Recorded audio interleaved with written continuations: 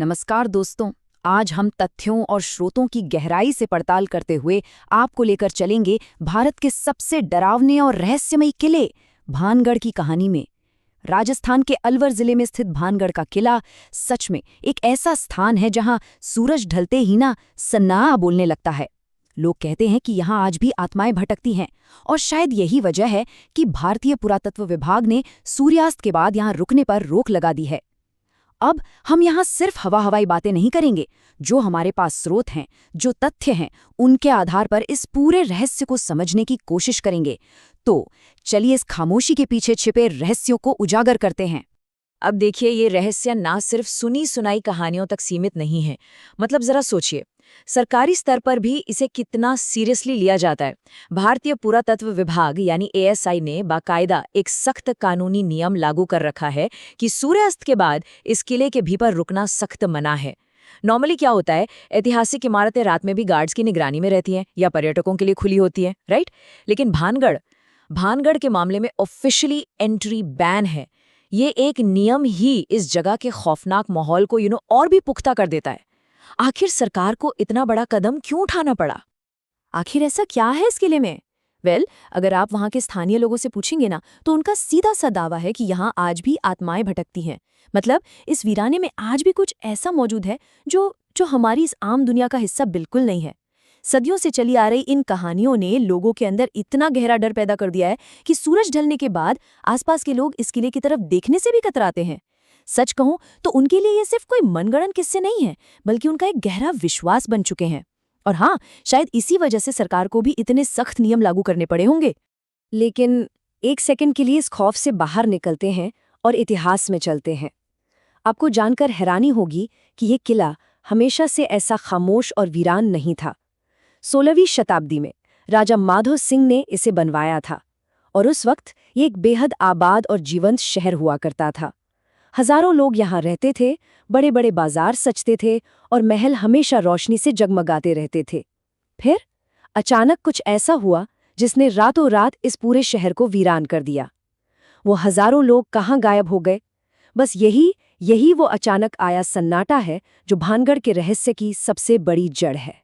तो इस अचानक हुए विनाश के पीछे आखिर वजह क्या थी? जब हम इतिहास के पन्ने पलटते हैं तो हमें ऐतिहासिक तथ्यों से ज्यादा लोक कथाओं का सहारा लेना पड़ता है। हमारे स्रोतों में दो सबसे प्रमुख और आपस में बिल्कुल अलग कहानियां सामने आती हैं। एक तरफ है एक तांत्रिक और उसके काले जादू का किस्सा, तो दूसरी तरफ है एक साधु की बेहद सख्त चेतावनी। दिलचस्प बात यह है कि ये दोनों ही कहानियां ये मानती हैं कि भानगढ़ का विनाश किसी प्राकृतिक आपदा से नहीं, बल्कि किसी अलौकिक क्रोध का नतीजा था। तो चलिए इन दोनों पहलुओं को एक एक करके समझते हैं। पहली कहानी के मुताबिक भानगढ़ की एक बेहद खूबसूरत राजकुमारी थी, रत्नावती, और एक तांत्रिक उनके रूप पर बुरी तरह मोहित हो गया था। वो उनसे एक तरफा प्यार करने लगा। लेकिन भाई, एक साधारण से तांत्रिक के लिए किसी राजकुमारी को पाना तो नामुमकिन ही था ना। तो उसने खौफनाक साजिश रची। उसने तय किया कि वो अपने काले जादू के दम पर राजकुमारी को अपने वश में कर लेगा।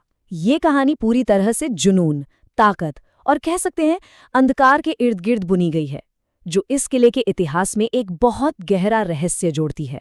पर उसका ये प्लान सक्सेसफुल नहीं हुआ, बल्कि दांव उसी पर उल्टा पड़ गया। राजकुमारी रत्नावती को उसके इस काले जादू की भनक लग गई और पता है फिर क्या हुआ? उस तांत्रिक की जान पर बनाई। लेकिन अपने आखिरी पलों में, मरने से ठीक पहले, उस तांत्रिक ने गुस्से में आकर पूरे भानगढ़ को एक खौफनाक श्राप दे दिया कि ये शहर अब कभी आबाद नहीं रहेगा और यहाँ रहने वाले सब जल्द ही मारे जाएंगे।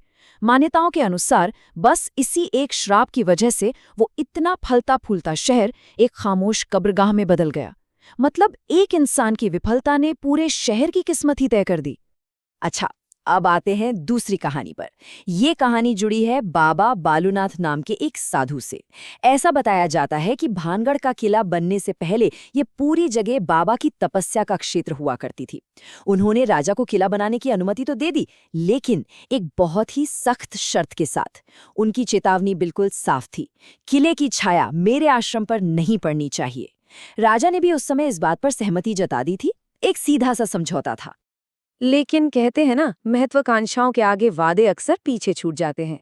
यहाँ भी कुछ ऐसा ही हुआ। किले की संरचना को और ऊंचा कर दिया गया और फिर आखिरकार वो दिन आ ही गया जब उस भव्य किले की एक लंबी परछाई सीधा बाबा बालूनाथ के आश्रम पर जा गिरी। शर्त टूट चुकी थी। किंवदंती है कि जैसे ही ये नियम टूटा, साधु का भयानक क्रोध भड़क उठा और रातों रात पूरे नगर का विनाश हो गया। महल ढह गए, बाजार उजड़ गए और हजारों जिंदगियां एक झटके में खत्म हो गईं। देखा जाए तो ये कहानी इंसानी अहंकार और उसके भयंकर परिणामों को बहुत करीब से दर्शाती है। अब आप सोच रहे होंगे कि ये सब तो सैकड़ों साल पुरानी बातें हैं, आज वर्तमान में क्या माहौल है? तो सुनिए, आज भी लोग पूरे दावे के साथ कहते हैं कि रात के सन्नाटे में इस खंडहर से अजीब और डरावनी आवाजें आती हैं, कभी महिलाओं के रोने की तो कभी तलवारों के टकराने की। अब इस पर समाज की राय बटी हुई है। कुछ लोग इसे सिर्फ एक मनोवैज्ञानिक डर या अफवाह मानते हैं, तो कुछ इसे एक खौफनाक सच के रूप में स्वीकार करते हैं और मानते हैं कि वो श्रापित आत्माएं आज भी वहीं कैद हैं। हम यहाँ किसी एक बात का समर्थन नहीं कर रहे, लेकिन ये स्पष्ट कर रहे हैं कि ये जगह आज भी कितनी बड़ी बहस का विषय बनी हुई है। इन सारी जानकारियों, एएसआई के सख्त नियमों और सदियों पुरानी किंवदंतियों को देखने के बाद एक बड़ा सवाल हम सबके सामने आकर खड़ा हो जाता है। तो दोस्तों, क्या भानगढ़ सच में भूतिया है या फिर ये सिर्फ इतिहास और कहानियों का डर? क्या वाकई वहाँ कोई अनदेखी शक्ति है या ये सब पीढ़ियों से चला आ रहा हमारा सिर्फ एक खौफ है? दोनों ही पक्षों के अपने अपने तर्क हैं और शायद यही बात भानगढ़ को इतना रहस्यमयी और आकर्षक बनाती है। अपनी राय कमेंट में ज़रूर बताना। आज के इस खास विश्लेषण में मेरे साथ जुड़ने के लिए बहुत बहुत धन्यवाद।